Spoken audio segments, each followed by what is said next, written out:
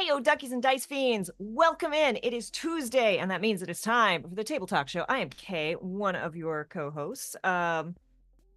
This week, so Baldur's Gate on Thursday is a maybe. It's a strong maybe. If we're not doing it on Thursday, I will pop on and play something. I've got a couple ideas what that might be, but hopefully Thursday. And if not, hey, thank you, DC. Welcome everyone. We've got Ilaria, we've got Matt Mimics Misfits. Thank you for the resub. We've got the Lurking Writer. We had someone else, and I've lost it. I've just drawn a blank. Maybe I didn't miss anyone. We had Matt, and then we got DC. So thank you all for hanging out. So Thursday is a maybe, but Friday I will be over at the Weird Wilds War, playing Brandon, which is going to be awkward because it's the same time of the Crit Awards. So, you know, I know what I will be trying to not pay too much attention to in the other window. And then we'll be right back here Tuesday doing it again. And next week we're going to be talking to the folks from Mage Hand High Five, which I believe just won. Did they win? It was at Innies or Webfest, or very excited to have them. And in case you don't know, our incredible friend DM Jazzy Hands Eugenio just announced that next Thursday is his last week of streaming for the foreseeable future. So if you have a chance, go by and say hi to him and support his Ko-fi if you can. Did he say why? Because he got to figure some stuff out because everything sucks right now. Okay.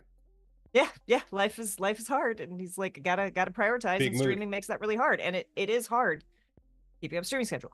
But we are not here to talk about all of that. Although, please do go support Eugenio. He's amazing. David, who the heck is you, and what the heck is we doing here? I have been alerted that the ground over there is sour. But I shall shilly-shally no more. Hi, I'm David. This is the chaotic, wholesome... oh man, I don't have to throw in the presents anymore. This is the chaotic, wholesome talk show where every week we talk about TTRPG stuff, how to be a better player, how to be a better GM, how to be a better person, all with a focus on intersectionality and inclusivity so that everybody can have a good time. And we are here today with a very special guest who has just been such an incredible member of our community, and we are so excited to have him on and to share his many years of experience doing various tabletop things. So, Rex, how the heck are you? What the heck do you do? And what you doing here? I'm doing well. What do? I play TTRPGs. I've been running a game now for 6 years for some of my friends. And what I do is just use my obsessive need to know everything and share it with people who are interested.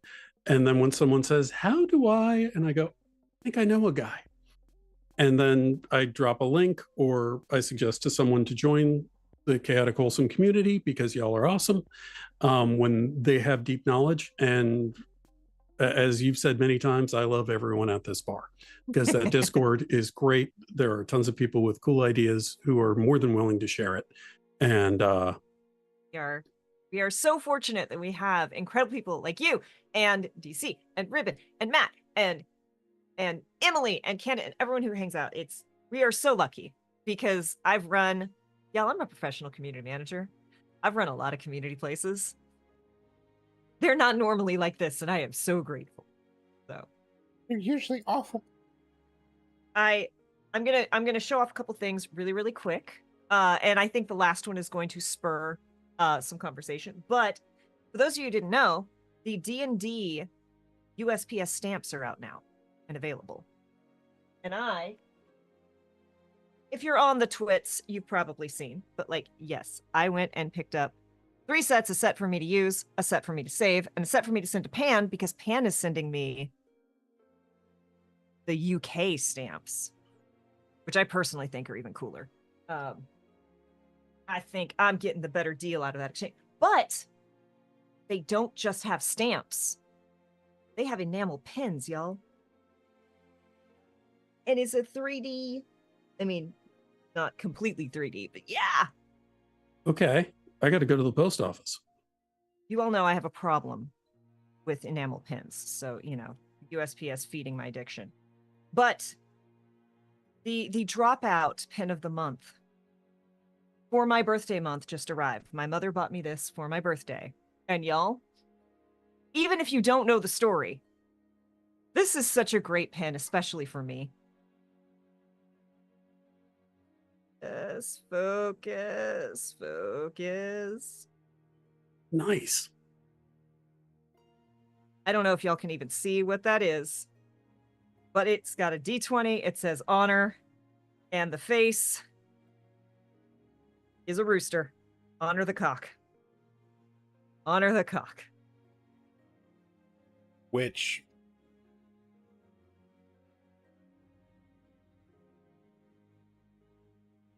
Do you know the story of that one, Rex? I do. I was watching it and I said to myself, this is going to become a whole thing, isn't it? I'm so excited.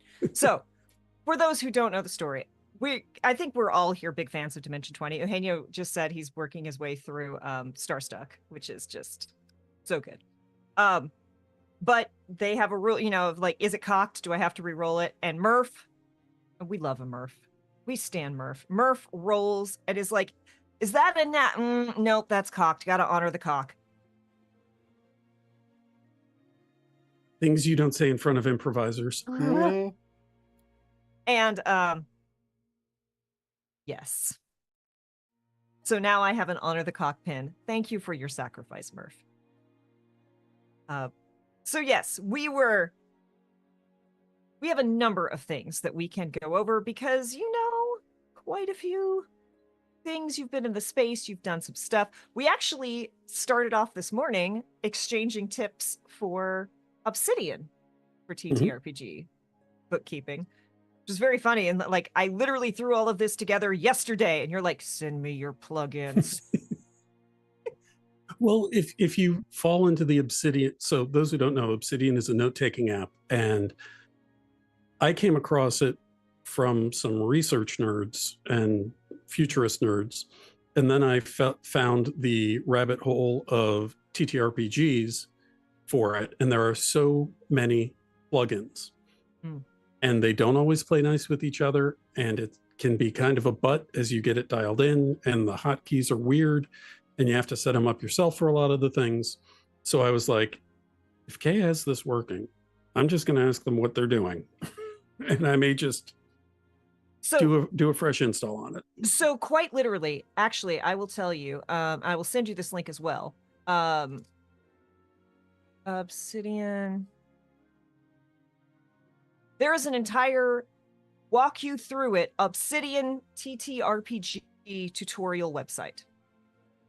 And it is literally how to set up your Obsidian so that it looks like what I have. It looks like a D&D manual, right? It has like the same font for the headers. It has the paper texture background. It streamlines, like I start to type a name now and it's like, do you want this link to be automatically embedded? And I'm like, yes, please. You can click it or tab it. Like, David, you're going to lose your mind. I set all this up and then I'm going to send it to David and be like, David, change the file structure. Change it how you want it, David, because I can work with any file structure. We've been delving into Obsidian. Might take a version of my pre-production and posting it. Yeah, that would also be good. Oh, we did not, David. Good call. And it plays nice with recording Notion in files. progress. Yes, it does play nice with Notion, and it also plays nice with Google Docs. Not supposed to, but you can make it. Moving furniture can wait. There's Obsidian to be had. Look, it's dangerous. It is. I have broken it like twice and it wasn't. It's not like, so here's the thing. So I set mine up inside of a Google Drive so that David and I could both access the files if we need to. And they're just notepad files, right? So they're fine. They're small, they're lightweight, they're not going to take up a lot of your space. Unless they're my notepad files, in which they are. Well, but look, your notepad files are Eldritch Horrors with matching names. Mm-hmm. Pronounce a single file name on your computer, David. Pronounce it. I will not, because I will not be able to deal with whatever creature I summon. Y'all, this mother lover right here rags to me about, no, I'm going to save it. File name. No, he doesn't even untitle. He goes, he keyboard smashes. And then later he's like, why can't I find this? Why can't I find anything? And I'm like,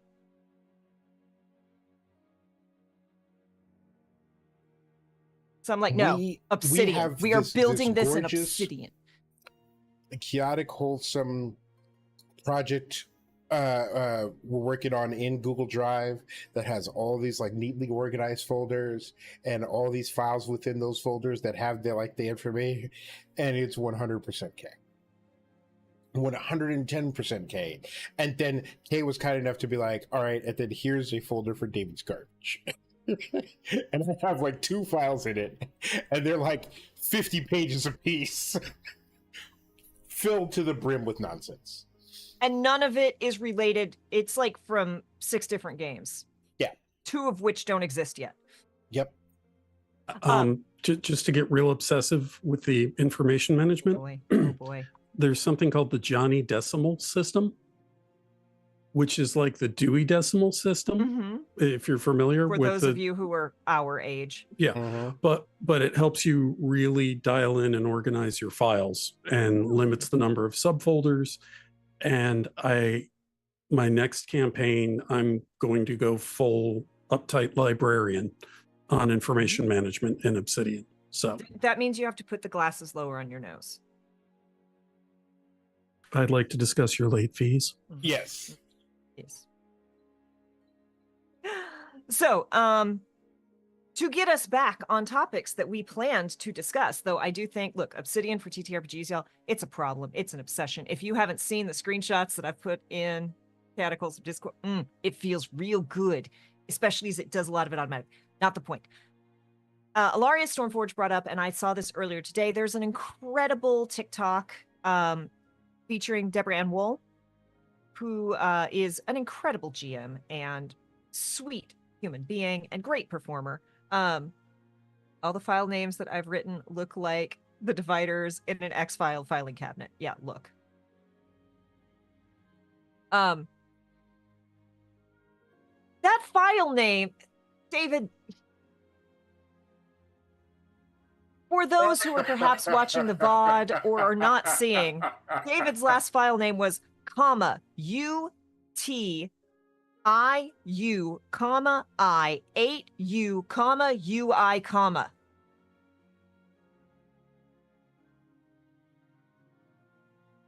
Don't worry, it's not chaotic wholesome related, but that is my last. That says, David, I don't know if I've ever been more proud of you. Meet me at the bike racks, we're fighting, right? Exactly. So Deborah Ann Wall is an incredible performer, great human being, and she was on a podcast with someone talking, and he's like, explain D&D to me, right? Like, it's like, I've never played D&D. What is D&D? And she just starts right in of like, okay, so you want to play D&D? Cool. You're walking through the woods. You've got a bow, you've got a short sword and a dagger. And she just starts going. And he's like, she's like, you hear a snap. And he's like, oh, well, how close is the snap? She's like, let's say you're very perceptive. You roll a 13, you've got a +3, it's 16. You know, it's about 20 feet away. And like, you just see him lock in and dial in less than 60 seconds of playing D&D. No dice, no character sheet, just like, this is what it feels like. And one of the things that we wanted to talk about is onboarding new players, because let's be honest, character creation. Now look, I am a masochist. I have multiple spreadsheets for Pokemon, multiple spreadsheets for Stardew Valley. I like grindy JRPGs. I love crunchy character creation. I love it. But it's not necessarily the best onboarding experience for new players. So let's talk about that, some of your approaches and some of your wisdom to share, Rex. So if I've helped friends make characters for campaigns I'm not running, and I've had people who are relatively new to D&D come in and join my campaign. And what I do is, go over ground rules, session 0 stuff, and talk to them about what kind of character they want to play. I tell them a bit about the campaign, how it's set up, tone, etc. So someone doesn't come in playing something that's not going to be a good fit. And what I'll usually do is, as a part of a session 0, if they haven't played before, is just run them through a sample adventure off the cuff, so they can sneak if they're playing like a monk or a thief. They can fight a little bit. They can see how negotiations are might be handled if they choose not to fight in something, and give them a feel for how I run things and describe things. And what I try and do when someone's making a character is ask them a lot of questions that come from various books I've read on character creation for writing or for acting. A very long time ago, I read An Actor Prepares. So there's stuff with that where, what made you take up the call to adventure? And if it's, my entire family's dead and nothing matters to me, you're not going to fit in my campaign, Batman. Go away. Hey, Lady Luck. But if it is more that something happened, or, you know, raiders came to your village, or what is the inciting incident that brought you to the call for adventure, the call to adventure? And then, you know, what comes from your backstory that, frankly, as a DM, I can use as hooks to keep you interested in the adventure, to keep things happening. I had one player who came in, and he is a family man. He has a wife, he has 3 kids, he has a successful career because he joined the campaign when everyone was about level 7 or 8. But he also has a backstory, which we're now getting to the point where stuff is starting to come out in the campaign. And the players are like, wait, the other players are like, wait, what? And in the last session, there was a big reveal where he said, yeah, these breadcrumbs have been laid since I joined the campaign. So you're going to have to go back through all the session notes and be able to pick it out. So much. Yeah. And I've deliberately had things happen where he either chose to react or didn't react, or made a decision that seemed to be out of character, but fits based off of this secret background. But because we took so much time talking about the character and where they came from, it made it work. And this was a brand new character. I had 2 players who were fantastic, who've joined the campaign, and they were playing characters from campaigns that fizzled. And it was like, okay, well, we can take this and just change this city to that, and, you know, modify a few things. And you're joining the party because the patron has decided we need you to come in and assist. So this person is being that person's bodyguard, and you both get the offer, which you take. You're getting a certain amount of money, blah, blah, blah. And it makes it easier for them. I had a friend, NJ Coffee Junkie, who got to play in a Canon C Team game from Acquisitions Incorporated at PAX Unplugged last year, just sitting out on the floor, because some other people had donated to get to play with Jerry DMing.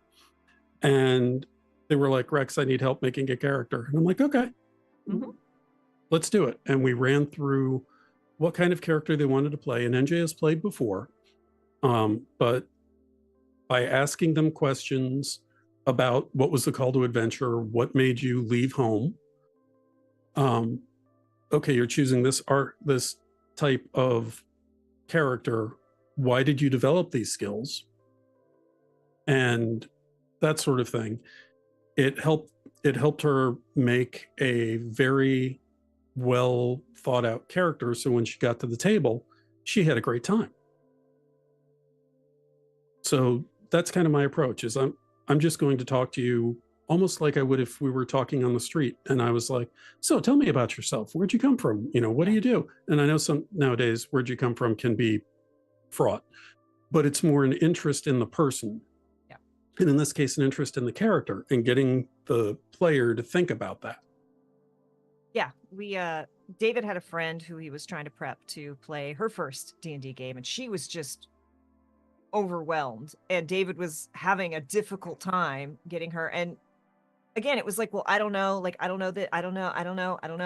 And I'm finally like, okay, do you want to have magic? Do you want to be sneaky? Do you want to be strong? And she's like, oh, magic. I'm like, okay, what kind of magic? And we start talking, and she's like, oh, well, turns out she really liked the idea of like gravity magic. So we started diving into like, okay, what would let you get here? And we had like, there's so many different ways to create characters, because we've talked about this. Characters tend to spring fully formed into my brain. Like there's a couple details missing. And David knows, while I write extensive backstories, there's always holes in them where I'm like, do whatever you want with this.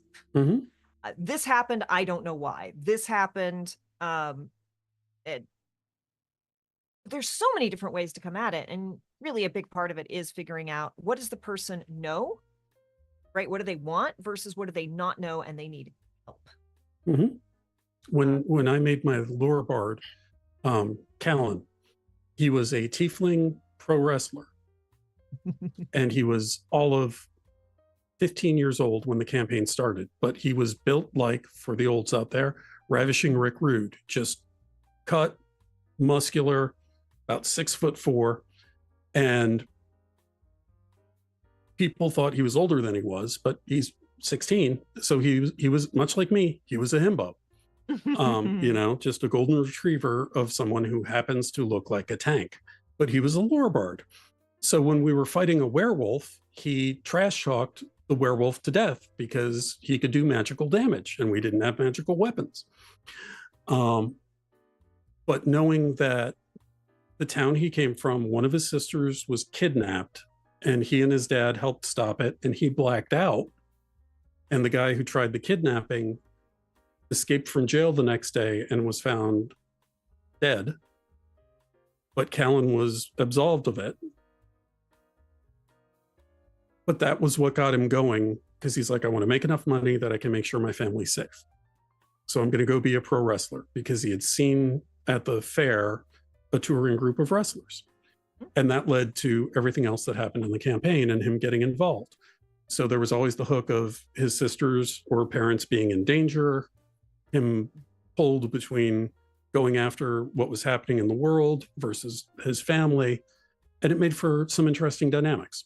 Yeah. I can talk about this now because it's a home game. So I could, but like in Chalice, I specifically, like, the GM was like, I need 2 people to play wardens who are like some of the highest ranking non-military, like, people. They're kind of like wandering sheriffs who go out and fix problems. And they're like, I need 2 people to volunteer to be this. And this is a huge world that the GM has been running for years and knows very well. And, original. So it's not like I can go look it all up. And so I built something and made sure we were all on the same page. And I'm like, okay, if I do this, how would this work? So we're now a couple years into this game. And I'm like, hey, we're reaching a point where we're taught. Now, we're a couple years in. We also took an 8-month hiatus. Can't believe we get to play. I had to go, like, I had been like, I think I know how this world works. I think I know what early life was for my character. Because in this world, magic is rare and scary. And if you are a magic user, you basically have 3 options of what you could do with your life. I'm like, I think it's going to go, like, in my head, I'm like, I think this is how it's going to be. And I sat down with, I finally am like, please just tell me, please. Is it like this? Is it like this? And he, sure enough, gave me the, oh my goodness, welcome on in, everyone. Herb, thank you for the raid. Welcome in, everyone. I am Kay. This is David. We are Chaotic Wholesome Presents, and this is the Table Talk show that we do every Tuesday. We are here with our very special guest, Rex Verde, who is an incredible friend of the channel, and we are so excited to have here. Steven, thank you so much for the resub. I think you were at a con this weekend, right? I hope it went really, really well. Thank you for coming on in. And we were talking about onboarding players and getting players comfortable in the world, right? And GM very wisely, like, kind of gave me the frame of, like, this is what your character's going to be. And look, y'all, he specifically asked 2 of us to play like cops.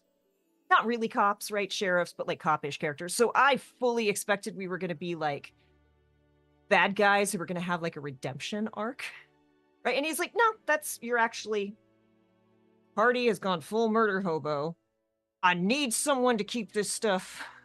I'm like, okay, cool. Hey, Puddleglum, welcome on in.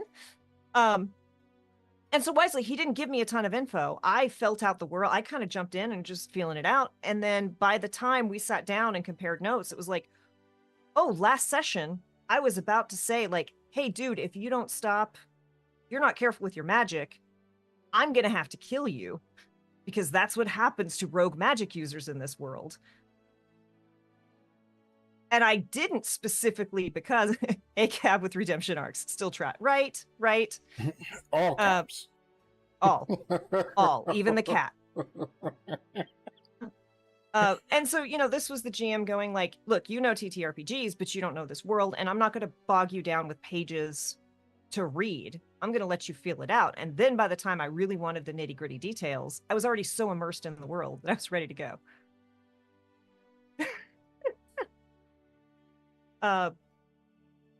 What about you, David? You built a whole onboarding adventure. Okay, so a couple things. One, I'm curious about the ways in which, um, like getting into the community, because a friend of mine was like, "Hey, I'm interested in like playing," and I'm like, "Sweet, you've never played before, and I don't know anybody who's running newbie friendly games, because everybody I know is like deep into it." Where they're like, I played a D&D game like 3 years ago. That was fun, but I've played 17 systems since then, and my current system requires a 30-page quick start, dice, a deck of cards, and a Ouija board in order to like get your attacks off. Let's go. Why are you coming at me like this, Dave? Look, I mean, it's all of us. It's all of us. But and I've told this story before, but Kay and I, the first thing that we sat down to play was a 3.5 game, and I had a laptop. No, it was Pathfinder. Pathfinder 1E. It was Pathfinder 1. It feels like 3.5, which is why. Anyway, so we sit down to play Pathfinder, and we spend the entire first session trying to figure out how to roll characters. And I have a laptop. He had a source book. I had 2 apps on my phone. There was a tablet floating around, all that had the documentation on it. And we were just passing stuff back and forth with like pieces of paper too, trying to figure it. And it took 3 hours. I was 2 hours into it, didn't know what a cantrip was, and was too afraid to ask. Right? And so based off of that, and based off of a couple other experiences I've had, because while other systems, including 5e, have an easier character creation system, there's often a lot of discussion around the character creation, because I'm running a game now where most of the chatter is all the cool stuff that everyone's going to do together, and they're going to be friends, and it's going to be awesome. And so, you know, I am now building stuff into the world to make that happen, to facilitate that. So I make a game. I make a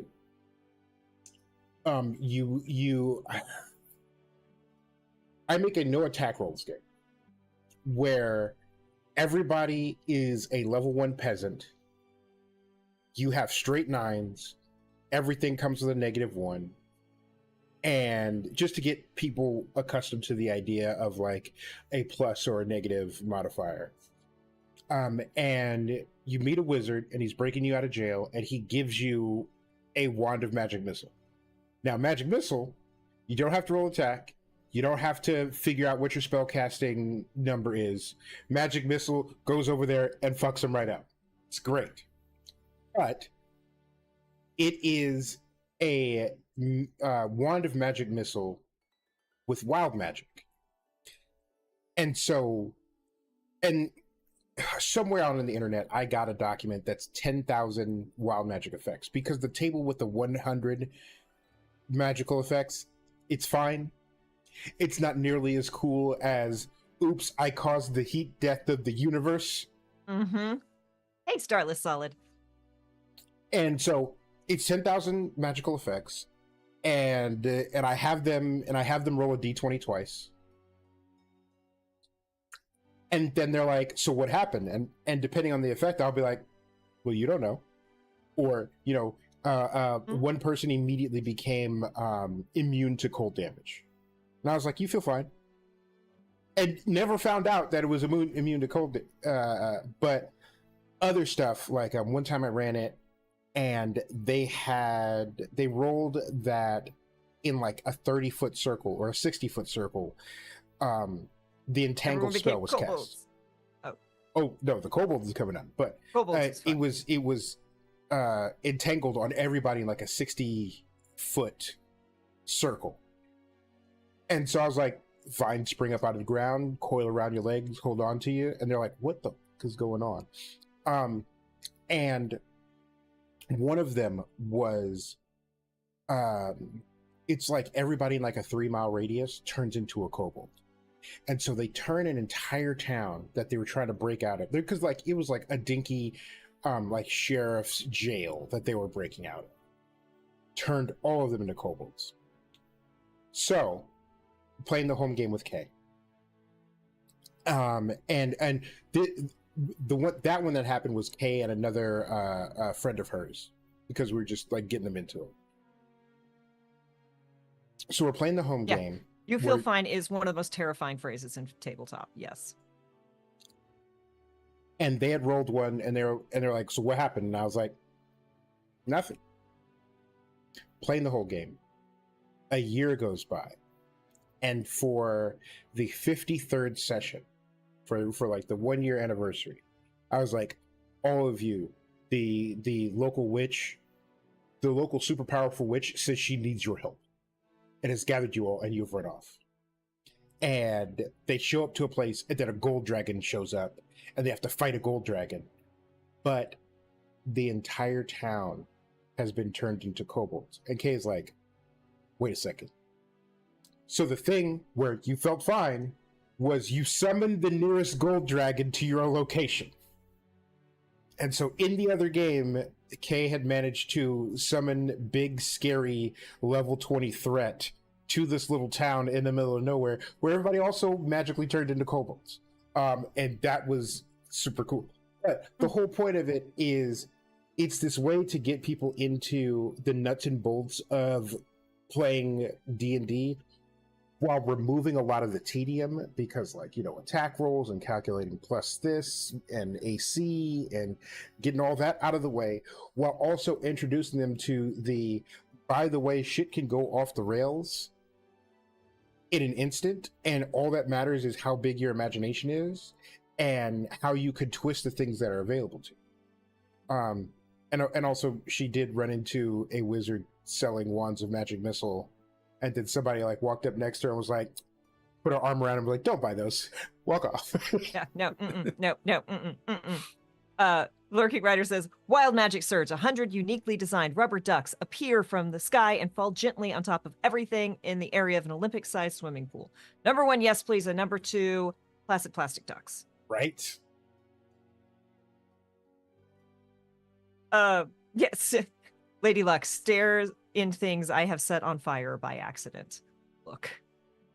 So yes, there are different ways to get people in, and I always look, y'all, if you are new-ish to the space, the thing I always say, someone just put up, and I'm not saying this to like throw a whole bunch of shade or be like crappy about it, like they were genuinely like, I'm hearing people are saying that watching APs can be a good way to learn D&D, but like I don't think that's true. Like I think that's setting people, and I'm like, look, number 1, I learned to play D&D through actual plays, like Critical Role, Shakar with that bronze girl, like watching those are what taught me to play D&D.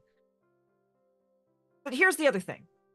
As a GM, especially a GM for new players, I would rather you have watched an actual play and understand table presence and how to share the spotlight and how to interact with people at the table than you know every single rule. I can teach you the rules very easily and very naturally in a session. I can't teach you how to not be a jerk at a table. Yeah, at least not with the cattle prods that we have available to us. Yeah, and table etiquette is important because you'll have a player sometimes who will try and tell someone else how to play their character. Mm-hmm. And that's when I pause. Yeah. But that's a separate issue from introducing new people. And that's when I'll usually say, hey, I'm going to coach newbie. Thank you. Yeah. And one thing I love, Jeremy Crawford used to go over rules, and he would say, let's turn to the player's handbook, and on page 536, and he checks. And if you watch live plays that aren't edited, you'll see people breaking out the rule books. Or what I do is say, all right, how does this spell work? Player tells me, and I look at it on their character sheet and read it at the same time. I say, okay, I'm going to rule it like this for now, but make a note in the session notes and we'll revisit this. Yeah. And this may be a one-time thing where the gods smiled on you and let this happen. Because I can, without even thinking too hard, I can see how this could get game breaking later. Yeah. And like, that is huge. Not figuring, especially like, yes, it's really important for APs. Podcasts too, like, because I know APs and pre-recorded stuff. Hello, Eric. Welcome on in. Even though they can be edited and you can cut that out, there's still a flow that gets broken, right? If you go too far down the rules lawyer thing. And there's been a couple podcasts when I started listening to some Starfinder podcasts because I was like, I'm joining a Starfinder game. I guess I should learn how to play this. What am I going to do? I'm going to listen to people play it. That's how I learn best. And the number of people who were like, hey, we, podcasts where they didn't edit out, they're like, we made this decision. Yeah, that's how that works. And then the next episode, they'd be like, hey, FYI, we went back and looked that up and it wasn't right. And from now on, we're going to treat it like this. And there is no shame in that. Like, I was so afraid of GMing because I was terrified that I didn't know the Forgotten Realms lore well enough. And everyone was going to know I was a fake nerd, right? But I knew all the mechanics just because I played and consumed so much D&D that I knew it, but I just didn't know all the lore. Don't let those things hold you back because it is easier to say, hey, sorry, I didn't realize that was the name of a god. I'm a fix that from this point forward, than it is to just never get to play in a world, never get to tell the stories that you are itching to tell. The campaign I'm running, a friend I knew from BBS's and Facebook said, hey, we're getting a D&D game going. Do you want to play? I said, I haven't played in forever. Sure. And no one else was available to run it. And I said, well, I'll give it a shot, but I haven't run anything since 94. And here I am. And my players seem to enjoy my game because they keep coming back. And we're, as I keep saying, quoting other people, this is a story we tell together. And the patience they've had, and I'm lucky that just about everyone at my table has run a game. And they will roll with it and say, hey, we'll come back to this later, no problem. And they accept quick rulings and that things can change. And that keeps the game going. Instead of, well, in Mordenkainen's it says this, but then in this Unearthed Arcana it says that, and then over here it's... Yeah, well, and... it's a fireball. Everybody dodge. Yes. In the game that was streamed, but is now a home game, we even switched systems between the seasons, and we went from one system where my character had access to a whole lot of magic to a system where I have 3 spells and counterspell, and that's it. And like sat down with my GM to go back and forth about like what's really important to this character. And this is the character where the party's healer is also the necromancer. And like sitting down with him, because he's like, well, really in this system, you're really only supposed to be able to have one kind of magic, right? It's kind of like the X-Men. Most people don't have multiple powers. They have one power that you can get imaginative with, right? And I'm like, I get that. And I'm not disagreeing. And I'm like, I told him, I'm like, this is the core of the thing that I want to play with, right? This is a person who, if you're playing in Chalice, don't watch right now because I'm giving away spoilers that aren't in the game yet because no one's asked these questions. But like, I was like, again, the healer is also the necromancer, but also this is someone who grew up with a very manipulative person. And then they have in this setting, necromancy isn't just power over dead bodies. Power bodies.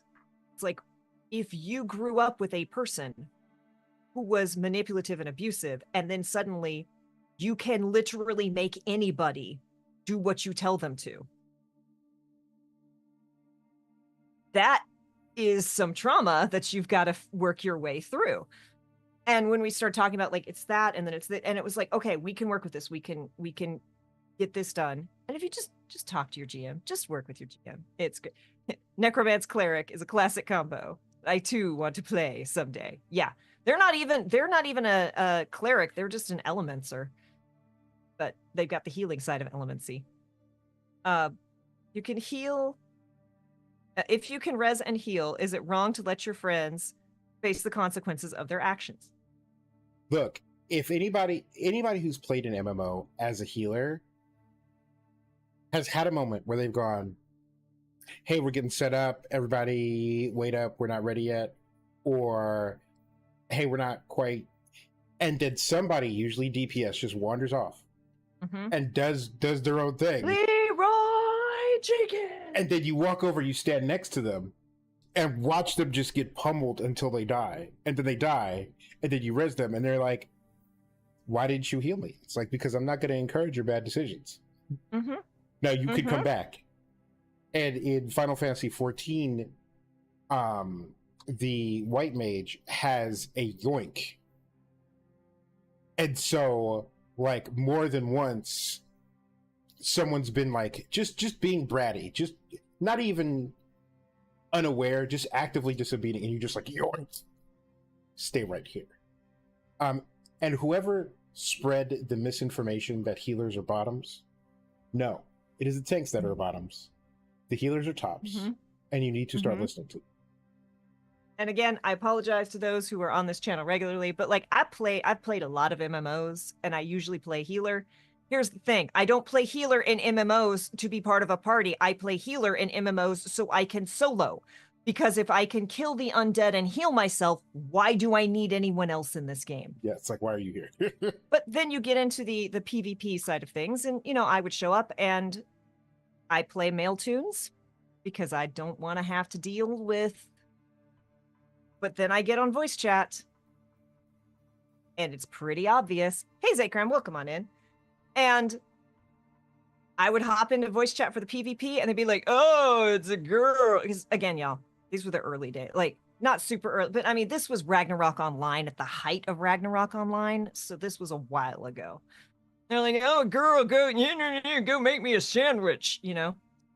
I'd take notes. I'd know. It's like you don't piss off the waiter at the restaurant, right? They know. They're going to remember you. I took notes on who was a jerk, and they did not get healed. And sure enough, they would die, and they'd be like, why didn't you heal? And I'm like, oh, I'm sorry. Did you want heals? I was in the kitchen making you a sandwich. So which do you want? You want to be a sandwich? I got 2 black guys that I can order up immediately. No.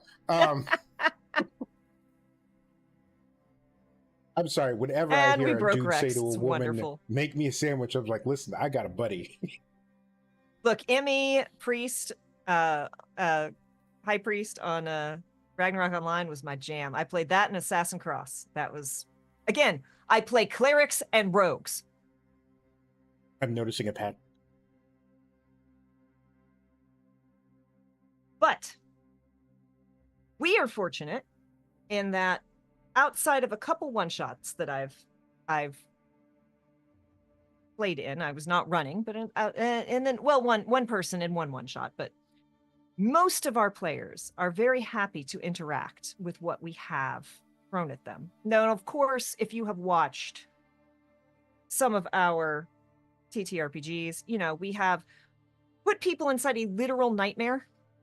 It's quite literally the nightmare of a dreaming god. We have had them go steal from Melon Tusk. We've had them go deal with Pariah Carey, who had violated the Christmas music pact. Thank you for the clip. Yeah, we have come up with some fairly wild scenarios for people, but people are generally excited to interact with our scenarios. But we're not always so lucky. Yeah, it can be a challenge when the players will not engage with the plot. And longtime viewers of this channel will know that I have a few methods of this, of dealing with this, which broadly I refer to as the corpse occult.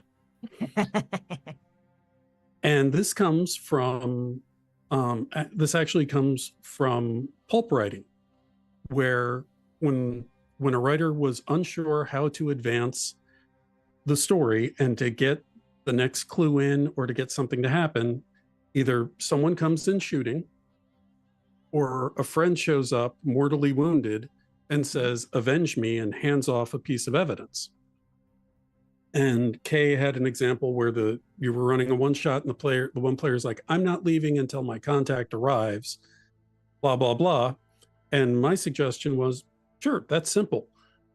Your contact comes flying through the front window of the tavern on fire with a note pinned to their chest via a dagger through their heart that says, "Meet me here." If that's what it takes to get them moving. Yeah. Yeah. Or, you know, "You're next. I'm at the old church." There you go. There's your contact. Your contact came. They told you where you need to go next. Why are you still drinking ale? Yeah, Brennan Lee Mulligan has a thing where Brennan's like, "I'm a lazy GM. I really am." But of course, he's also running limited series where they have to get people in and out because they've only got so many episodes to get things done, which, look, I do understand that. That's why we built Godplane basically on rails, right? Like, yeah, there's a lot of different things that enjoy the loop, Puka. There's a lot of different things that the players can do, but I mean, the campaign's kind of on rails because we're like, we got between 8 and 12 episodes depending upon how we run this. But Brennan's like, I come up with the premise of the world. I come up with all the basics, the very bare bones that my players need. And then I have them bring me their characters. And I'm like, "Oh, no clerics? Not building out the gods," right? And he's like, I will always, whenever possible, be like, "Give me your family. Tell me who your family is. Don't let them all be dead." Because inevitably, and we all know this,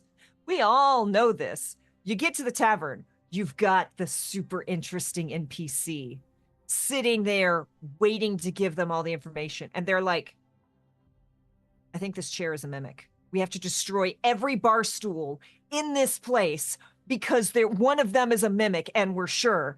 And no one will even look at the NPC. So he's like, "It's not the NPC. You see your uncle who killed your entire like that character from your backstory is sitting in there." And that usually gets players' attention. Yeah. Yeah, there's multiple ways. Sorry, David. I have sort of like a metagaming way to address this. But in every game I run, everybody sits down and I go, "Okay, look, there are only two guiding principles you have. One is that whatever your background, whatever kind of character you drum up, you want to do the thing. And two, ultimately, you all want to work together." And like, I haven't had anybody complain about it, but I could see how somebody would be like, "Well, you're bossing me around it." I'm like, listen, if someone kicks down the door and goes, "Oh my God, there's a dragon attacking Skyrim, come get him," and you're like, "I don't feel adequately motivated," well, then you get to sit there and everybody else gets to go have the good time.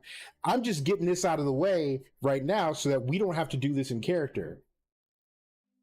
I will leave you behind, and your characters are always in mortal danger. There is no, like I don't give plot armor. And in fact, one of the things that I do, that I have done in a couple of games, including a game that Kay has played in, is you'll be out in the world and you'll see people who are inspired by your actions. Like, you'll do some cool things, you'll have a close call, and like if the party is like rogue, cleric, barbarian, then you'll see 3 people standing over there. One has a couple of daggers, one has a god that they're praying to constantly, and one has a lute. And you'll sort of like, your social circles will kind of like glance against each other, and you'll be like, "Who are those people?" And they're like, "Oh, they heard that you went down into the sewer and killed a bunch of like giant rats," and everybody was scared of the giant rats. And they're like, "You know what? Fuck it, I can do it too." And so they're going around town, and if there is a rat, they find it and kill it, no matter how small. Because your characters are in mortal danger, and I don't want to be in a situation where it's just like, oh, we're 40 sessions into this game, you just took fatal damage, and no one wants to like go on the side quest to go find a wish spell to bring you back. But now you're stuck with a random character, a level 1 someone new that has to. It's like, no. If the rogue fell out of a tree and landed on his head, then there's a guy who's like, I can do that better, and then goes up the tree and then actually does the thing. And it's like, look, I've really looked up to you guys for a long time. It'd be really swell if I could hang out. And then boom, you're back in it. And then also when it comes to like big red buttons, Kay will tell you I love big red buttons, especially since Kay loves to press big red buttons. But my favorite thing to do, I don't know what you're talking about, is you put little red buttons everywhere. Mm-hmm. You put a little red button, and then you attach a thread of lore to it. And I think one thing that isn't talked about enough is put your characters in a position and make them ask questions about the world. So like they go and they touch a little red button and something weird happens, and they're like, why the hell did that happen? It's like, well, you're going to have to figure it out. Mm-hmm. But squirrel. Starless Solid says, oh wait, was it Starless Solid who asked that? I missed it. I've lost it now. Heck. Someone, sorry, was asking, like, what do you do in worlds where everything is like fringe shaped, right? So the kind of more less combat focused systems. And look, again, childhood bully, right? Someone who left town and hasn't been seen for years, who's suddenly back. Mm-hmm. And people still have wants and desires without combat. Otherwise, we wouldn't live in a society. So there can be power struggles. There can be low-key things, contests, other ways of having conflict that is not at risk to your mortality. Mm-hmm. Right now, my players, a lot of what they're doing is political and figuring stuff out, and occasionally there's some combat, but it's not very often because they're level 14 and they're in a city, and they already caused a temple to collapse inadvertently while fighting a hag, 3 hags. But anyway, it's a thing. People love mysteries. How do I know?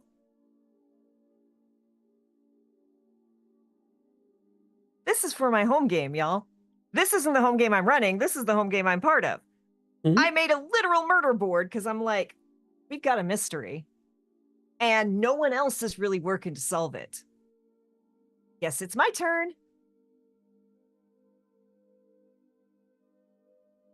So yeah, questions that can't be answered, strange things that are happening. Yes, I am that one GIF. I also had to make a digital version of it on Google Draw because I needed everyone else in the campaign to be able to add to it. But the physical one is just for me. But yes, figuring out interesting ways to tie the plot and the party back to each other. David did a brilliant thing that was so much fun in that in our home game. I played the Paladin of the Flying Spaghetti Monster. And again, I talk about I have elaborate backstories, but I like looked at David and I'm like, I don't know if the Flying Spaghetti Monster is real. Because canon in 5e, your paladin can get their power just from their belief. The god doesn't have to be real. So I'm like, I don't know if she's delusional. I don't know if Flying Spaghetti Monster is real and she's just the only one who's worshiping him. I don't know if she's worshiping a different god and just has the name wrong and God's pretty chill about it. I don't know. We also had a warlock in the party. And it's on hiatus, so I don't have answers yet, but like, I'm thinking the warlock's patron and my god are the same. That's what it's feeling like at this point. And David's like being very careful. Just like my GM. In this game, I'm like, we had in the home game, the conspiracy board game, someone has living plants on them that keeps like doing things without person's permission and seem to be hungry. And I'm like, after a whole bunch of stuff, I'm like, I think they're hungry for magic. And we're in the middle of a conversation, like we're role playing. So the GM is not checked out, right? But it's doing GM stuff, getting ready for whatever's next. And I just see him go like, I'm like, I got a reaction. But mysteries and how people link together. And yes, like even with, if you watched Godplane, the tentpole events are all there.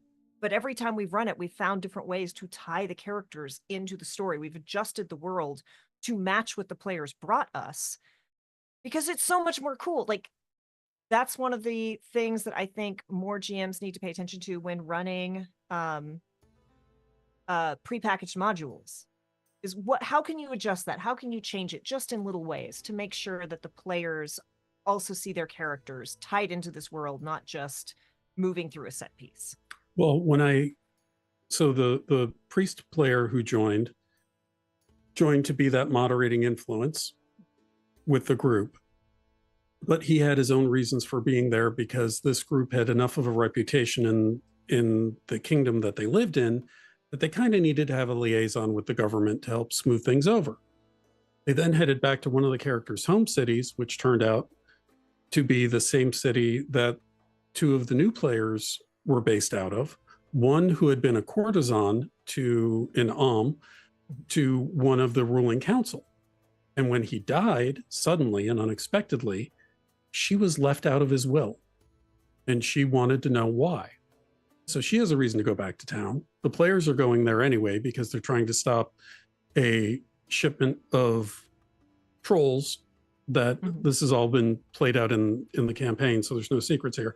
But there were basically magically sealed barrels of trolls that were being sent in grain, and the grain would be opened up because there's going to be a big negotiation. You brew the beer, 30 days later, 10 days later, you serve the beer when the negotiations are concluded, and this puts a timeline on the negotiations. And the idea was the barrels would open, nothing but trolls would pop out, and this would cause a war between the two places. And a third group who was architecting this would then be able to sweep in, get rid of the troll problem, which they caused, and take power and destabilize the player's home nation. My plots are complex and I make no apologies. But because of that, the courtesan and their bodyguard were able to join the party, head there. I was able to tie in things with that because the bodyguard's family had gone west to the sea and disappeared, and the last city they were in was So being able to take those backstory elements late in the campaign and connect all the things for the murder board really help tie it together for everyone and give people incentives and little red buttons for them to press and go with. So amazing. And a comment about complex like storylines. I always think about The Good Place, where you get to the end of the first season and they're like, we figured it out. And he's like, it's really great that you figured out 3 of the plot hooks out of the 2,748 that I left. Bravo, you're very smart. And that's really like how you have to address. And I always build out as much freedom as possible in the early parts of the thing, with the exception of like the latest thing that I'm doing. But what the players don't know is that all roads eventually lead back to the thing, like whatever the main. And so they're like, oh man, we did all these things and we're clever because we figured out that all these things are connected. And it's like, I'm glad you finally got it. Yeah, because you landed on one branch of the tree and ran your way to the roots at the trunk, because everything leads to the roots in the trunk. At least if it's a well-planned TTRPG, because there are some where all roads do not lead to Rome, and those are not fun. Like, they're fun for a bit, and then you're like, what the hell are we doing? And then also, I don't know about other people, but I have an impossible time conceiving that people are evil just because. Um, and and that is true in every case except for one, which is a very specific Spider-Man reference, where Spider-Man is fighting this pterodactyl person. I forget the villain's name, and he's like, "Dude, you know how to manipulate genetics. You could cure cancer. Why are you, instead of curing cancer, you're running around turning everybody to dinosaurs?" And he's like, "I really like dinosaurs. I think they're cool. Everybody should be a dinosaur." And I'm like, I don't want to cure cancer. I want to turn people into dinosaurs. and I'm like, you know what, buddy? I can disapprove of what you're doing, but I get it. Sometimes you're just like, this is cool, and I'm going with it. But outside of that, like, just evil for evil's sake is something I can't grasp. So I have to come up with like a whole thing that has happened to the villain that has made them into who they are today. And I also Best have to villains work are the extra Magneto hard. was right villains, right? Where Listen, you're like, Magneto is not a villain; he's an antagonist. like I don't. Yeah, you Magneto's right. kicked the Eric is dog. right. You kicked the dog. I'm not saying That you're a dog good knows what guy, it did. Right. but you're not wrong. Look, I don't disagree with that, but that's But- neither here nor there. But I always like, concoct something, and then I have to work extra hard to make the villain not capitalist, because my head automatically goes to, and this is the crime that capitalism visited upon this person and made them into a monster. And it's like, Hey, no, it can't be capitalism every time. Most of the time, my sure, but not every players, my players are in the city of coin. Capitalism's the villain in that city, and I try not to beat that drum too hard because they know. Also, I have an economist in my game, and I don't want him to feel bad. But it's a separate issue. Well, and just backing up- stroll Milton in there, and Milton Freeman, and oh man, he go melt right on down, or he will agree, and then you make him the BBG. So, backing up just a little bit about, it is, look, y'all, and I say this, and David knows, Rogue is my favorite class. Edge Monarchs are my jam. You have to play them the right way, right? You have to be aware that this character can be antagonistic. This character can make things not fun. When I play one of these characters, I am constantly checking in. I am making sure that there are good reasons to be with the party. So I'm going to say this, and I'm going to say it, and then I'm going to circle back and say there are exceptions, right? There are, but it is your job as a player to make your character stay with the party. It is your job. It is yours. No one, not the GM, not the other players, should spend the entire session begging your character to come along and interact and help. Now, again, there are times if the GM has done a huge thing and just pulled the wool over your eyes and done like, turns out that person you just killed was the long lost brother you were looking for. He's gone evil. That's the big reveal. Your character's having identity crisis, right? That is a time for you to work with your GM and figure out what can we do to make this character stay. But it is not the GM's job to beg you to interact with every plot hook, to interact with the rest of the party, to want to be there. Your character might not want to be there, but you as the player need to find reasons for them to be there. When I first started my campaign, okay, you guys are camping for the night. What are you doing? I'm playing my flute. I'm polishing my armor. I'm reading my spell book. I'm doing research on this. I'm doing this. Guys, and it was all guys, I need you to talk to each other at some point, because I can't carry the whole campaign with my silly voices and just because you're parked, you're going to have a combat encounter. That's not fair to me as the GM. You need to interact with each other. That's what makes a good role-playing game. Is the friends you make or enemies you make along the way. Absolutely. And speaking of, I want to make sure, because we are nearing the end of our time. I want to make sure we have time to talk about, hey, Evantalamia, welcome on in. I want to make sure we talk about David's favorite thing. And since you just brought it up, Rex, it is the perfect time to talk about NPC voices. Yeah. Hey, Faison. It's almost like I have experienced forcing a segue with a group of people from years of DMing. Okay, It's so not like we're all masters of manipulation here or anything. no, not at all. I didn't make a lot of money in sales. So NPC voices. Not everyone's a voice actor. I'm not a voice actor. My character voices will slip from time to time, but if you can get the hints, if you can get the notes of the character, it makes it memorable for the players. I had a player who was very brash and very over the top and overconfident, and there's what we discussed he was going to play, and then there's what he actually did, and it made it difficult to GM him at times. Go into a magic shop, and or an item shop. It's very crowded with items. There's all the shelves are packed with stuff. Holds the door open for the party as everyone goes in, and the first thing he hears is basically Foghorn Leghorn meets the Cajun chef. What are y'all doing keeping that door open like that, letting all the good stuff out and the bad stuff in? I've been working in here for hours trying to keep everything going. Get that door shut already. What's wrong? Who raised you?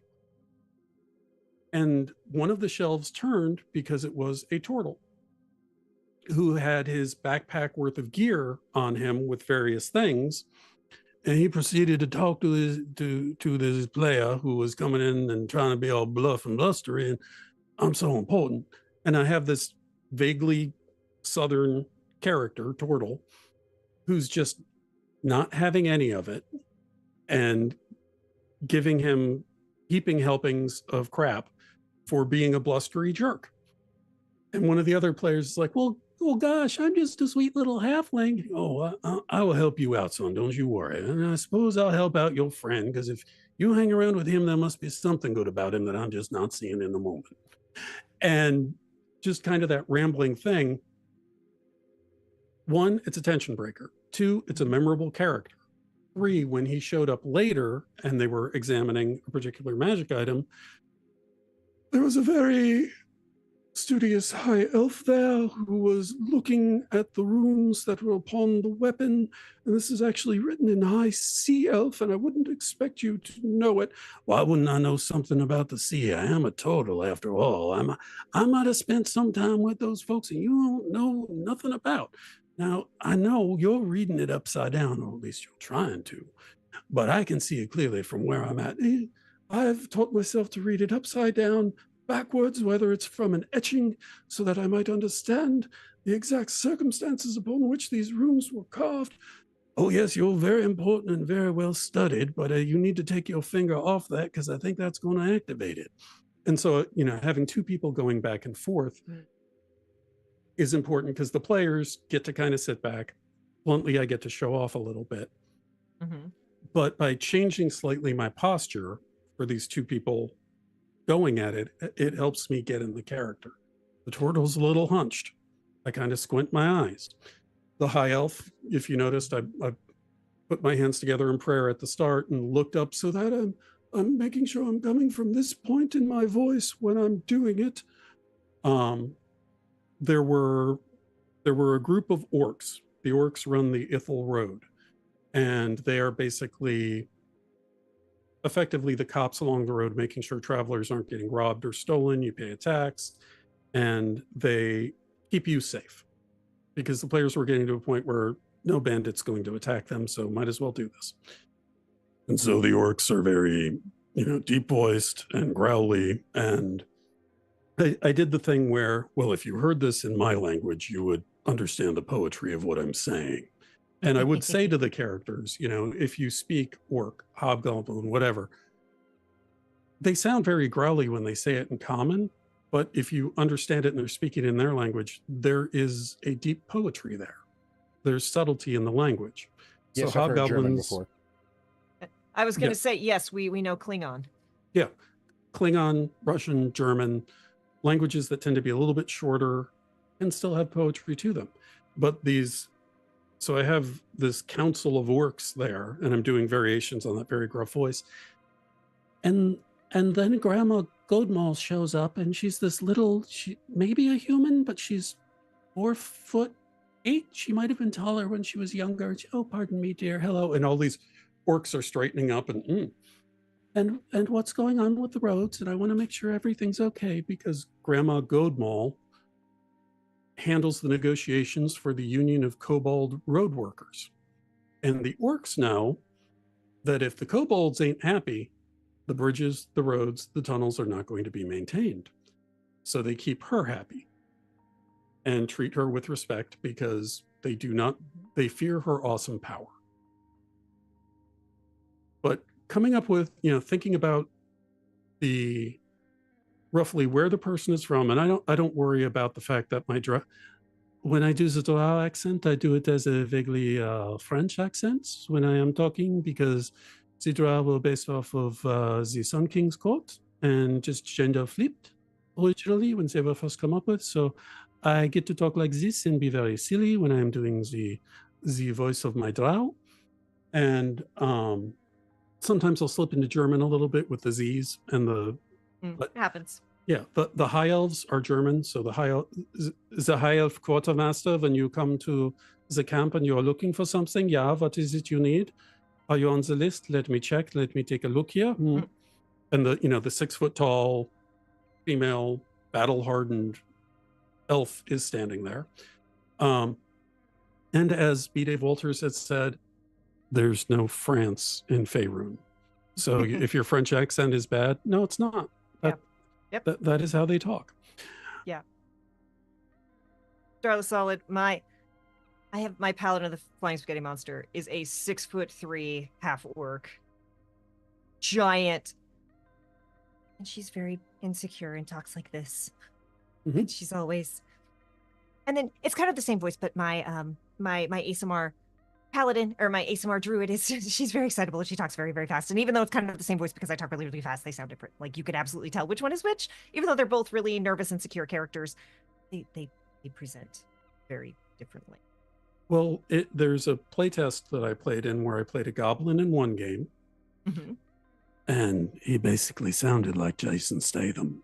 And I would make it a point to get right on the mic when I was talking about whatever it was he was talking about. Because it's just that bad American Cockney accent.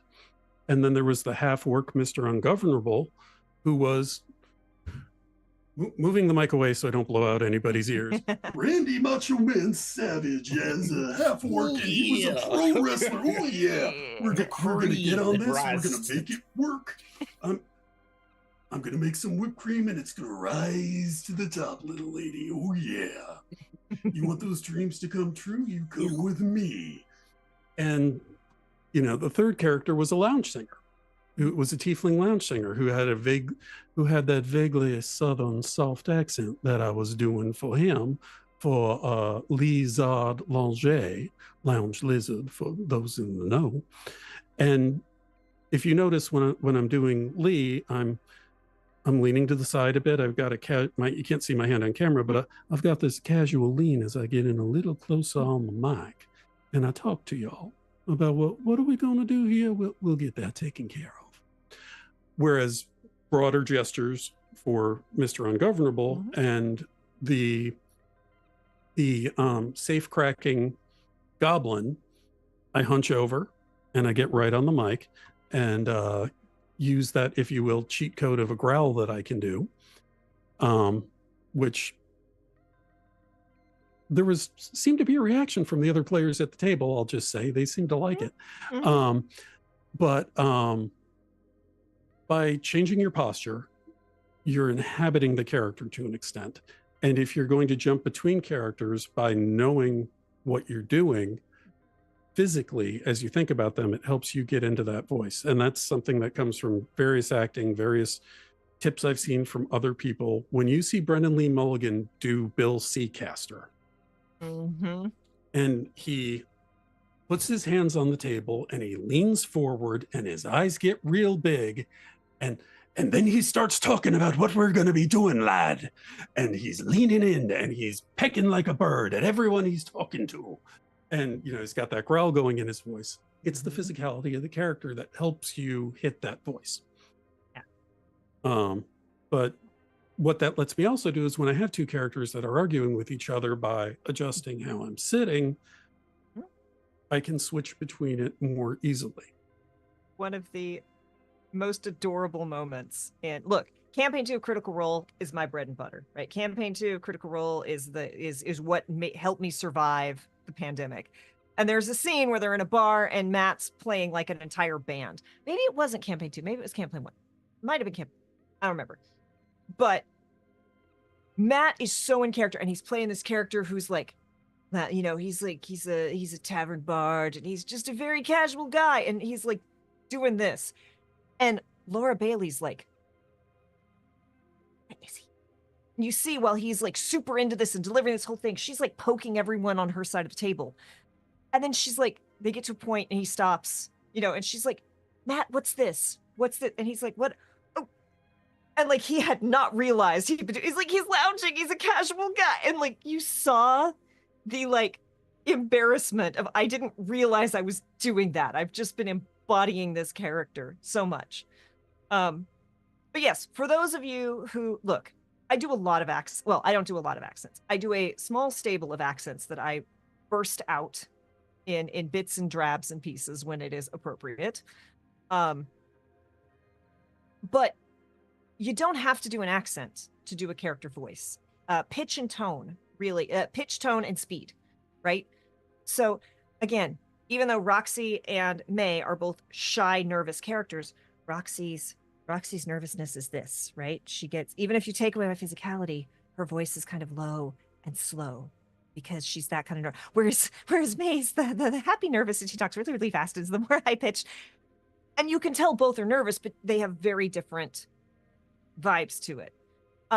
So even just thinking about, like, again, I do multiple versions of a Southern accent because there are multiple Southern accents.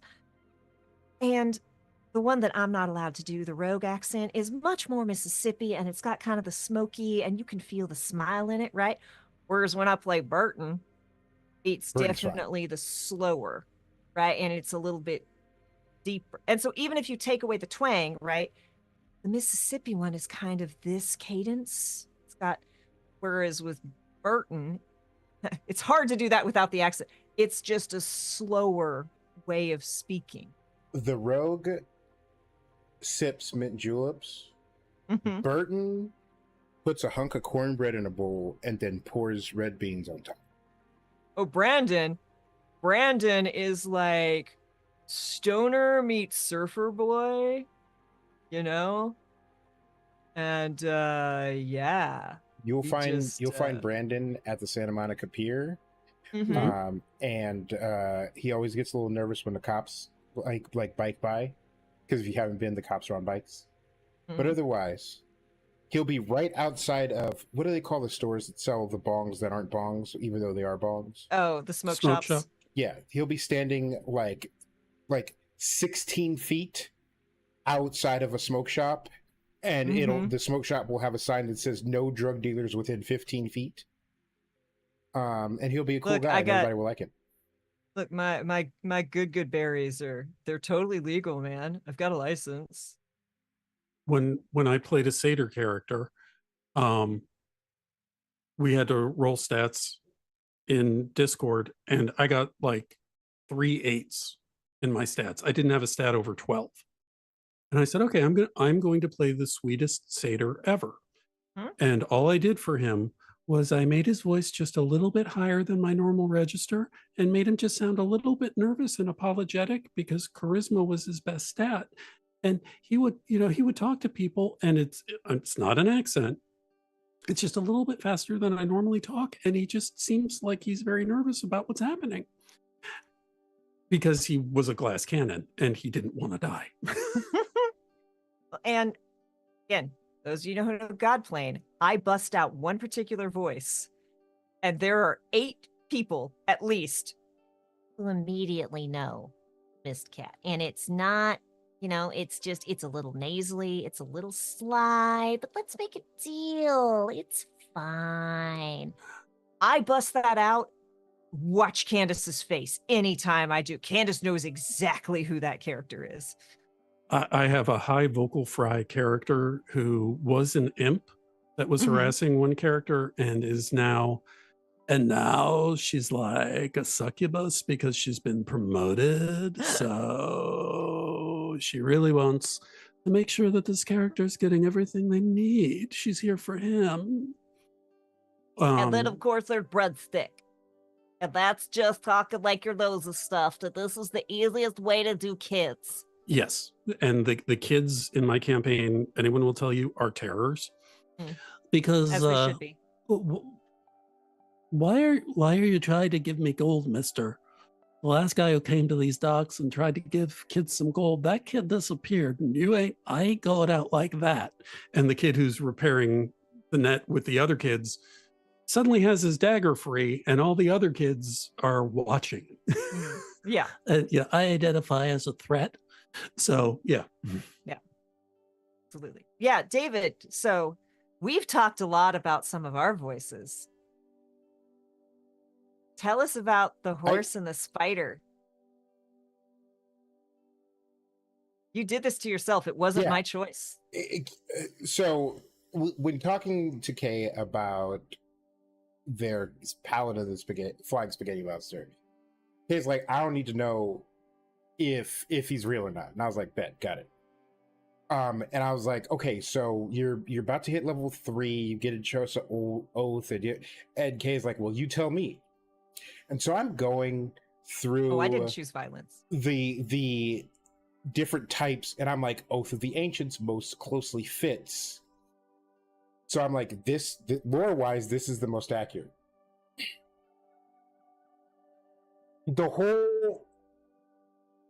Okay, I have to go back a little bit.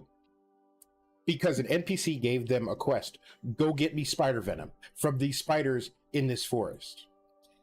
And one of our players, who is just as much of a chaos gremlin as Kay, was like, well, how do we get them? And I foolishly, also, sarcastically. For the record, this is the player who gave us Pariah Carry. Yes. And many other great ideas, which are currently being implemented. But I sarcastically said, I don't know, you ask them. The entire party, except for the brains of the outfit, who didn't want to be the brains of the outfit, but happened to have an above average IQ, wander around town asking people about their secret task that they have to keep under wraps. Does anybody speak spider? So they're on the road to go to the forest where the spiders are. And I quickly look up the spiders that I have planned, and they have just enough intelligence whereby if you speak with animals, they can understand what you're saying. And I'm like, they ain't gonna get me. They're not gonna get me talking. They can't talk their way out of this. And so I have to build an entirely new type of spider. I have to build an entire new storyline, a completely new history for the town that they are going to. I tie in 3 of the quests that were on the quest board in the center of town to that. And then I do this whole cool thing where, like, both Kay and the warlock go to sleep. They have this really intense dream because, like, you level up when you sleep. They have this really intense dream. They have this religious experience, and they wake up and they're level 3, and then they have their level 3 stuff. And Kay has. One of the things that comes with the Oath of the Ancients, the oath I was assigned, is speak with animals. And the horses had made the trip before, so Kay was like, I'm gonna ask them. What's great is we're standing around and someone starts bringing up speaking to spiders again, and Roxy's like, I think I can speak to animals. I'm gonna try to talk to the horse. And so and there are 2 horses, and so I have to come up with 2 different horses to talk to Kay. And then that day they get to town and they run into a spider war where some spiders are fighting the other spiders, and the good spiders win. And then Kay is like, hey, spider. And I was like, I didn't want to do this. And then that spider is like, well, you got to go talk to the boss. And then they wander out into a clearing and find a spider god that has a big old spider bodyguard and they're trying to talk to the spider bodyguard, and spider bodyguard's like, no, just talk to her, buddy. Just talk to her. I'm not high enough in the food chain. But I can talk to spiders, and I want to talk to you. And so, yeah, I had to do multiple animals, including figuring out how to talk like a spider and how to make the spider not sound like a snake in case a snake shows up later. And it was just a big old headache. Starless Solid. Go. No, go ahead, and then I'll. Starless Solid, different GM allowed me for a Ravnica game she was doing it in 5e, Ravnica, obviously, allowed me to homebrew a vegetation genasi. I wanted to play a genasi that was a plant person. And had speak with plants, which was really fun when we found some mushrooms. Because are they plants? Are they not? It's kind of a giant question mark. Also, my character's sibling is a mushroom vegetation genasi who was kind of the big bad of that arc. And when we were going back and forth about, can you talk to plants? Can they not, just talk with plants, work, da-da-da-da-da. And I'm like, so again, character voices. Wynn has the same voice as Kai. They are very creepy, as they have been asleep for 2,000 years. Also, one last thing about voices is, in a thing we're working on, we've put characters that both Kay and I play in the game, but I'm GMing, which means there's been more than once where I have had to voice a character that Kay plays, and I don't have Kay's range. Just two things on voices. I had the name of my campaign is SNK TPK. Still no Kenku, because when I started at the time, Kenku only could echo sounds and voices. I didn't want a player doing that. I didn't want to have to do that. As I got more confident, they came across this character called Anvil on a ship. And Anvil was the weapons master on the ship. And one of the players decided to have a conversation with Anvil about upgrading his magic weapon. And over the course of what I'm told was about 8 minutes, but felt like an hour, I had to run through different accents for different parts of the sentence to answer this guy's questions. And when I got to the end, I said, and now Anvil walks away. And he said, oh, I have more questions. I said, yeah, but my brain is about to leak out of my ears because I'm running out of cycles, and I can't. I actually don't know if I'll be able to keep going. We're going to take a bio break now. I'm going to slam a couple sodas and get some sugar in me, and we'll see how it goes from here. The other thing I did is I have 3 hags as the primary antagonists. One's the nightmare hag. So she's very received, the received accent, very proper, and not that far off my voice, but it lets me just do this when she is talking, and she's very precise. There's the traditional green hag, who's very shrieky and, cackling and all that. And then the third was a sea hag, which I basically played as the character from The Grudge or The Ring, where she hangs her head a lot and she mumbles. And when she does look at you, she's not happy to see you at all. And that way it's small things. She talks quietly, but I'm real close to the mic. So the players are like, nope, kill it with fire, kill it with what's going to kill it? Let's kill it. Thank you for the follow, Uncle Dix. And that way I can switch between them easily. So I would just like to point out, and I've now lost it, but I read it enough times that it is in my brain. Barbarians always choose violins. Which also brings me joy, because again, in the home game, Burton, one of the other characters is like a musician and plays a violin, and I got to drop the line of, I ain't never seen a fiddle like that. which of course drove the musician wild. That's gonna hurt me for a while. I'm gonna be taking psychic damage for a while. Homebrewed a tiefling druid who is essentially descended from ints/plant devils. Amazing. Their horns are branches. Their tone changes with the based on the season. They're blind and have speak with plants as a perma running spell. When talking anything other than plants, their voice is small and stumbling sentences. When they talk to plants, they talk with my normal voice. That is so sweet. That is so sweet. But yes, and also if you haven't watched The Dragon Prince, go watch The Dragon Prince, because their earth elves are so good. They're not called earth elves, but you know, the nature elves are so good. And they're all coded, what is it? I don't want to get it wrong because someone will yell at me. Well, there's all the different kinds of elves have different, they're coded in different. But I mean, the obviously my personal favorite is the horny Irish. Irish, yes.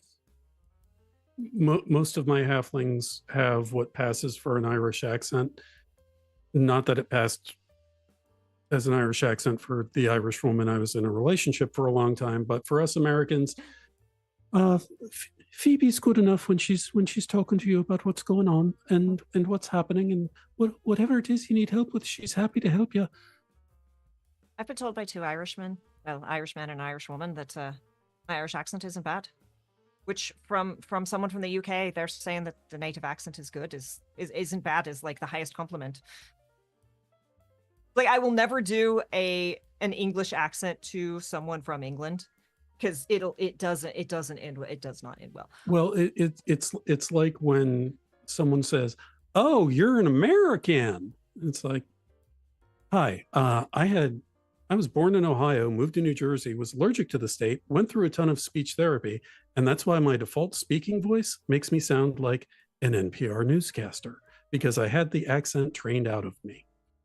I mean, is there anyone in and or from New Jersey that isn't allergic to New Jersey? Look, son, you want to talk about pollution in the LA area?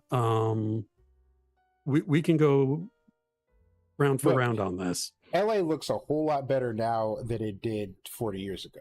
Like as does Jersey. And if the only places you've been in Jersey are along the turnpike, that's kind of like saying you've been to the city of industry and you've seen LA. I have not been to Jersey. I have only known people from Jersey. And every person I know that I've met from Jersey says one of two things. One, I'm so glad I escaped. Or two, are you ready to fight now? Hey, David, New Jersey and Ohio are the two states that curse the most in casual conversation. And people from New Jersey may think they've escaped, but Ohio has more astronauts than any other state because they want to get as far away from Ohio as they can. And if that means leaving the planet, guess what? I know multiple people who currently reside in Ohio, and every time I talk to them, I ask them the same question: Why? Listen, if I'm not saying that I read the Bon Jovi comment, and I don't know enough about New Jersey to cite every celebrity from New Jersey, because frankly I have never paid attention to. The most I have ever paid attention to New Jersey is I heard there was a reality TV show with people from New Jersey and they were all behaving bad. Like that's the totality of what I know. Oh, and that all of like the cool mobsters in New York things are from New Jersey. That's it. That's all I know. I'm not going to defend the state, but some cool things have come out of it. And sometime if you come to visit somehow, I'll take you to the nicer parts. I'll be happy to show you. Get you some proper bagels, some proper pizza. Proper New Jersey bagels. Also Boston. My writing partner is from Western Massachusetts, and her family comes from a long line of people who do crimes. like did crimes in Boston, did crime in Ireland, and then she went to school in Boston. But if something gets her going, like if something sets off the Boston accent, like if you play like a 30-second clip of The Departed, no matter what, she cannot hide it anymore. She cannot stuff it back down. It is out. It is running free, and it is hilarious. Or if she gets mad or is tired, I Yep. bet it comes out then too. Because my Irish ex, if she was very tired, it would come out. If she was arguing with either her sister or brother, it would come out. You can tell how many bottles of wine my writing partner has had based on how strong her accent is. And you don't get full Boston until she's at the bottom of the second bottle. And this is a slight tangent, but because it is near and dear to my heart as a Texan and a fan of Dimension 20, but as Starstruck told us, keep Boston weird. They have Boston, Texas. Mm-hmm. What was Splug? Was it Splug? Was the shopkeeper? Who was the shopkeeper? Butt Ugly Stuff Hut. Yeah. Plug's Butt Ugly Stuff Hut. Yeah, well, I'm not going to die today because I'm dying tomorrow, but it's not tomorrow yet. And that's another good go-to voice is just roll it back in your throat a little bit and get a little bit of a lisp or a whistle going, like you're missing some teeth. And yeah, we did Haunting on House on the Hill, and I was assigned the priest, and I'm not allowed to play the priest in that game no more. They did not like my priest. An evil cheerleader also still haunts me. Yeah, I killed everyone as the cheerleader. Every time I've played that game as the cheerleader, I have killed everyone. Except for one. In one of them, I could have killed, and I let the one person survive. Okay, if you haven't played Haunting on House of the Hill, a lot of board game nerds hate it and talk down about it and are like, this is baby's first board game. How can anyone hate that game? That game is fucking brilliant. I love that game because I play it like a TTRPG, right? Like I am less trying to win and more trying to do what my character would do. But the last time I played it at my old job, I triggered the haunt. I became the big bad. I looked one of the people in the eye and I'm like, I let you go. I don't attack. And of course they sprint out and they're like, I won. I survived. I got out of the house. I survived. And I'm like, oh no. And I flip over. There's different win conditions for different kinds of trigger. And it's like, you win if everyone except for at least one person dies, because no one will believe the story. And so like, oh my God, I just let them like walk away. And now everyone thinks that they're like crazy and no one will ever like believe it. And so I just get to own this whole house now. Hey, Ezekiel. And viewers at home have no doubt the three people on screen right now, Kay will kill us all. Yeah. Yeah. With kindness. But we are, yes, some of the dungeon Roombas. Ezekiel Dev is here. But Ezekiel, your timing is great. We are just about to wander off. So before we dive into all of that, Rex, thank you so much for joining us. It is always a treat to talk to you.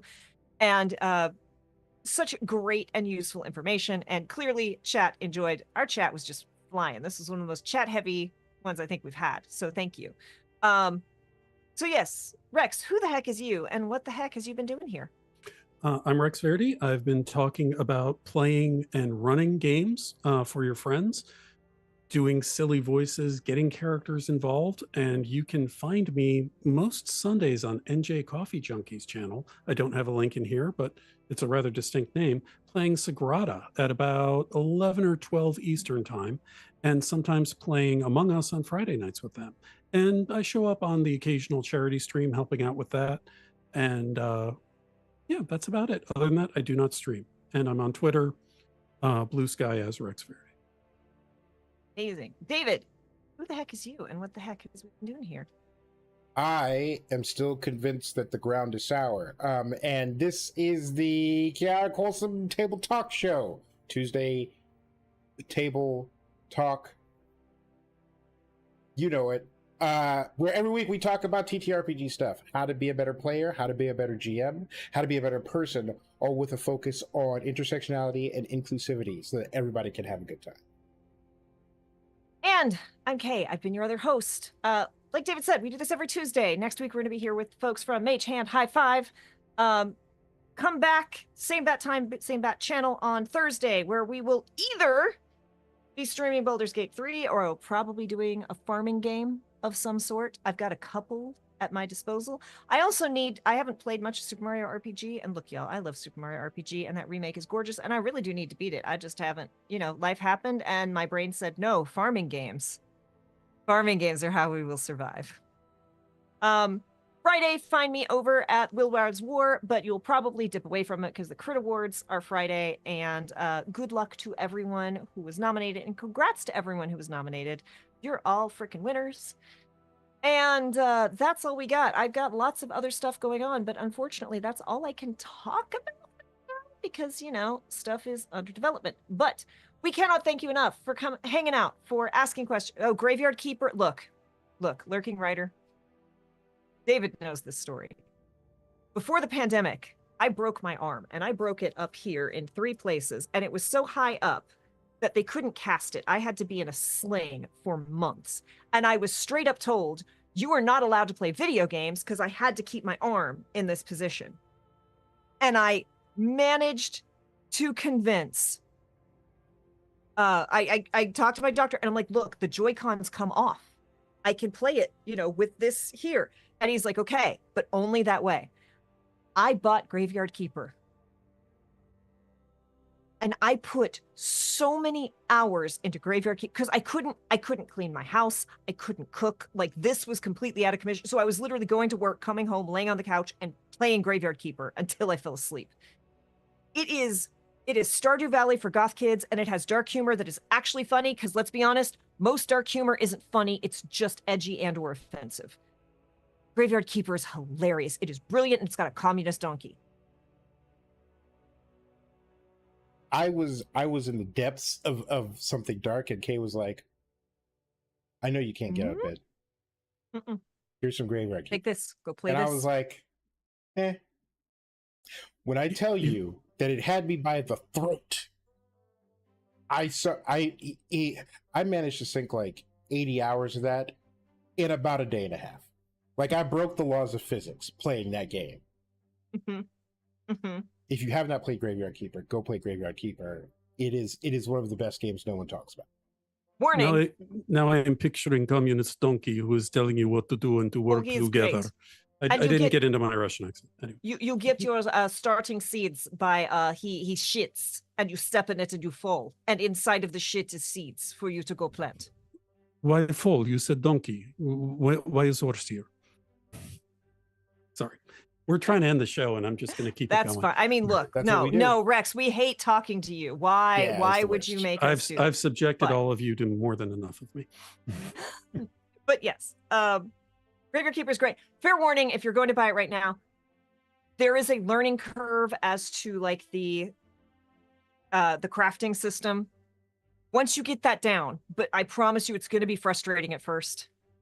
But yeah, but then when it clicks, then you go zoom. Then it's hooks in, and then it's a problem. But thank you all so much for hanging out with us. We will be back here Tuesday, and we hope to see you then. As always, be kind to yourself, be excellent to others, and we'll see you soon.